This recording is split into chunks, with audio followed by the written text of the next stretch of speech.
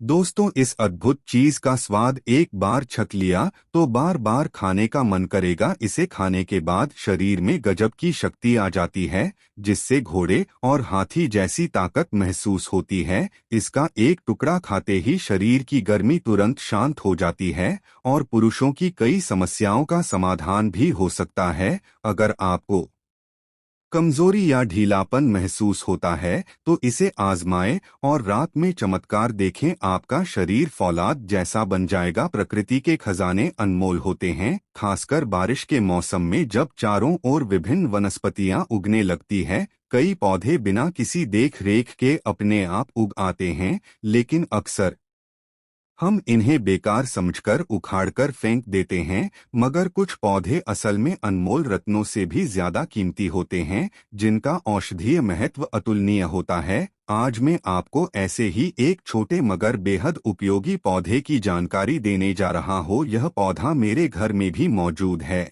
और मैं चाहता हूँ कि आप भी इसके फायदों को जानें। इसकी पत्तियों को ध्यान से देखें और शायद आपको अंदाजा हो गया होगा कि यह कौन सा पौधा है। इसे छोटा धतूरा कहा जाता है। अलग अलग स्थानों पर इसे विभिन्न नामों से जाना जाता है, जैसे छोटा गोखरू, खाखरा, शंका, होली कांटा, बोली कांटा, गोली आदि। अंग जी में इसे कॉक लेबर कहा जाता है। गांवों में बड़े होते हुए हम सभी ने इस पौधे के बीजों को कपड़ों पर चिपकाकर खेला होगा और इसके कांटेदार बीजों से एक दूसरे को छेड़ा भी होगा। यह खास तौर पर खेतों और खुले मैदानों में पाया जाता है। लेकिन क्या आप जानते हैं कि यह सिर्फ एक खेल का हिस्सा नहीं, बल्कि एक बेहद महत्वपूर्ण औषधीय पौधा भी है। अगर साफ साफ शब्दों में कहा जाए तो कॉक लवर सोने, चांदी, हीरे, मोती से भी ज्यादा कीमती है दोस्तों। और इसके जो बीज होते हैं कांटे युक्त होते हैं। तो यह पौधा गोखरू का है।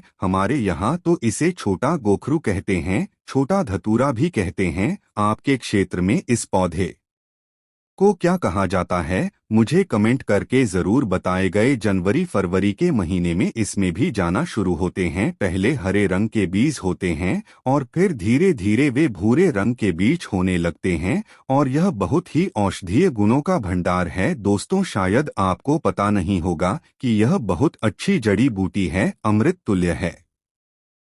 हाँ, शक्तिशाली है। इस जड़ी बूटी के आगे कई डॉक्टरी मेडिसिन फेल हो जाती है। तो कचरा आदि और सिरदर्द आदि समझकर इसे ना, यह एक पावरफुल जड़ी बूटी है जो कि बरसात के मौसम में अपने आप लग जाती है। कांटे युक्त इसके फल होते हैं। दोस्तों, हमें भारत माता का सम्मान करना चाहिए और धन्यवाद देना चाहिए कि हम भारत भूमि में रहते हैं और ऐसे अमृत तुल्य और जड़ी बूटियां हमारे भारत भूमि में आज भी यत्र तत्र पैदा होती है। विदेश में लोग इस जड़ी बूटी के आगे इन पौधों को पाने के लिए तरसते हैं और आपको ईश्वर का धन्यवाद देना चाहिए कि हमारे भारत भूमि में आज भी जड़ी बूटी और अमृत की तरह शक्ति रखने वाले पेड़ पौधे आज भी हमारे भारत भूमि में पैदा होते हैं। इसीलिए हमें भारत माता का सम्मान करना चाहिए और पेड़ पौधों को घर घर लगाना चाहिए, घर घर पहुंचाना चाहिए। दोस्तों, आप लोग एक दिन देख लेना,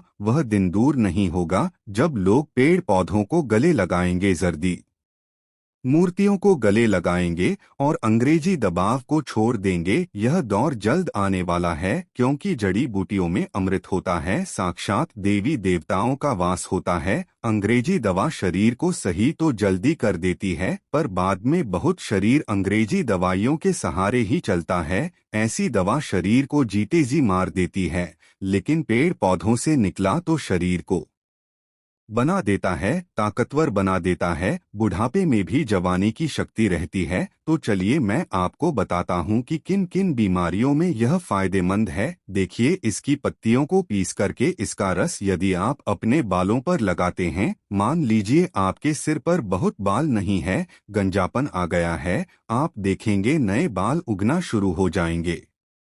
जिन्हें बहुत ज्यादा हेयर फॉल होता है वे लोग तो भी से लगा सकते हैं। तो यह देखिए इसके बीज, ये इसके बीज है। यह छोटा धतूरा दो दोस्तों आप देख सकते हैं, सूखने पर यह कुछ इस कलर का हो जाता है, जिसे हम लोग यहाँ पर छोटा गोखरू भी कहते हैं। इसके पत्तों को देखकर अंदाजा लगाइए, और कई लोग इसे खाखरा शंका होली कहते हैं, कॉक लवर के करते हैं। इसके बीज होते हैं, बहुत कंटक युक्त होते हैं, इसलिए तो कपड़ों पर चिपक जाते हैं। खासकर मैदानी इलाकों में खुले स्थान पर यह पौधा अपने आप ही उग जाता है। वर्षा ऋतु में यह अपने आप उगने वाला पौधा है। सड़कों के किनारे, मैदानी इलाकों में पानी से भरी हुई कई जगह पर यह बहुत आसानी से लग जाता। यह पौधा अपने आप ही लगता है। यदि इसके पत्तों को पीसकर 2 से 3 बूंद इसके रस को दही के साथ लेने से बवासीर में बहुत आराम मिलता है। अक्सर मौसम बदलते ही सर्दी खांसी बच्चों को बड़ों को हो जाती है, तो इसके पत्तों को छाया में सुखा ले दूध के साथ। जी हाँ, इसके पत्तों को छांव में सूखने के बाद पी कर दूध के साथ सेवन करने से सर्दी खांसी में बहुत आराम मिलता है। दोस्तों कैसे हम कमजोरी को दूर कर सकते हैं? देखिए, आजकल के समय में ज्यादातर लोग कमजोरी की समस्या से परेशान है, क्योंकि हमारा लाइफस्टाइल इतना ज्यादा खराब हो चुका है कि हम अपने शरीर को बहुत सारे पोषक तत्व दे ही नहीं पाते हैं। तो चलिए जानते हैं कि कैसे इसका सेवन करना चाहिए। तो इनके पत्तों को सुखा लें, चूर्ण बना लें और दूध के साथ सेवन करने से आपके अंदर यौन शक्ति बढ़ती है, कमजोरी दूर होती है। तो बहुत ही सिंपल सा उपाय है, आप इसका इस्तेमाल कर सकते हैं। यह मधुमेह दिलेपन को भी दूर करता है। अक्सर मर्दों का बीवी के सामने जाते ही दम तोड़ देता है, मर जाता है। औजार ऐसे हो जाता है जैसे मानो कनपटी पर बंदूक रखती हो। बहुत ही कारगर सिद्ध हो पाए हैं यह। दोस्तों, आगे बढ़ने से पहले वीडियो को लाइक जरूर करें, क्योंकि आप बाद में लाइक करना भूल जाते हैं। दोस्तों देखिए, वीडियो को लाइक करने का कोई भी चार्ज नहीं लगता है, इसीलिए वीडियो को लाइक जरूर करें और हमारे चैनल को सब्सक्राइब करके बेल आइकॉन जरूर दबाएं। दोस्तों, तो इसकी पत्तियों का रस यदि आप बालों पर लगाएंगे तो आप यह मानिए कि बालों का झड़ना बिल्कुल रुकेगा। गंजे के सिर पर भी बाल आ जाएंगे, इतना फायदेमंद है। यदि इसके पत्तों का, जिन्हें बहुत ज्यादा सर दर्द होता है, इसके पत्तों को पीसकर इसका पेस्ट यदि कुछ समय माथे पर लगाते हैं तो सिर दर्द से तुरंत ही राहत मिलती है। दोस्तों, आप यकीन मानिए यह बहुत ही कारगर सिद्ध हो पाए हैं। मैं ईश्वर की सौगंध खाता हूँ, यह जो उपाय हम आपको बता रहे हैं यह बहुत ही कारगर है, और चमत्कारिक रूप से इनका इस्तेमाल करके आज लाखों लोग इस्तेमाल करते हैं और बहुत ही जल्द ठीक हो जाते हैं। दोस्तों, बहुत से लोग तो क्या करते हैं, जब का सीजन होता है, यह बारिश में ही उगता है। छोटा गोखरू इसके पत्तों को सुखा लेते हैं और फिर काम में लेते हैं। इतना ज्यादा फायदेमंद होता है, और इसे सुखाकर पाउडर बनाकर भी को रखते हैं। इतना ज्यादा फायदेमंद है, इसके चम्मच पाउडर को, पत्तियों के पाउडर को तेल में मिला ले, किसी भी तेल में नारियल तेल में, सच के तेल में, और उस तेल को अपने बालों पर लगाएं। स्कैल्प की मसाज करेंगे तो गंजे के सिर पर भी बालू का देगा। यह पौधा इतना फायदेमंद है, तो हमारे आसपास जो वनस्पति होती है उनके बारे में हमें जानकारी जरूर होना चाहिए। दोस्तों, और इसके कुछ ताजी ताजी पत्तियों को ले लीजिए, थोड़ा सा क्रश करके या फिर किसी भारी चीज से इसका रस निकालें, और इसका रस भी आप डायरेक्ट बालों पर लगा सकते हैं। आप चाहे तो थोड़ा सा नारियल का तेल भी मिलाकर इसको को लगा सकते हैं। और यह जो पौधा होता है वर्षा ऋतु वाला पौधा है, बहुत ही चमत्कारी जड़ी बूटी है, छोटा धतूरा कहते हैं इसे। इसका जो पौधा होता है 2 से 3 फीट के करीब लंबा होता है, शायद 4 फीट से ज्यादा लंबा नहीं होता। बहुत से लोग इससे स्किन डिजीज पर भी लगाते हैं, चर्म रोग पर भी इसका रस लगाने से वह धीरे धीरे समाप्त हो जाता है, ठीक हो जाता है, जड़ से समाप्त हो जाता है। अगर आपके शरीर पर फोड़े फुंसी है या कोई घाव है तो इनकी पत्तियों का पेस्ट लगाना बहुत फायदेमंद हो सकता है। यही नहीं, यह चेचक के दागों पर भी असरदार है। इसकी पत्तियों का रस लगाने से दाग धब्बे साफ हो जाते हैं और घाव जल्दी ठीक हो जाते हैं। कहा जाता है कि यह नासूर तक को ठीक करने में सक्षम होता है। अब इसका तेल कैसे बनाएं ताकि आप इसे बालों में लगा सकें, यह हम आपको बताते हैं। सबसे पहले आपको तेल का चयन करना होगा। आप नारियल का तेल या सरसों का तेल ले सकते हैं।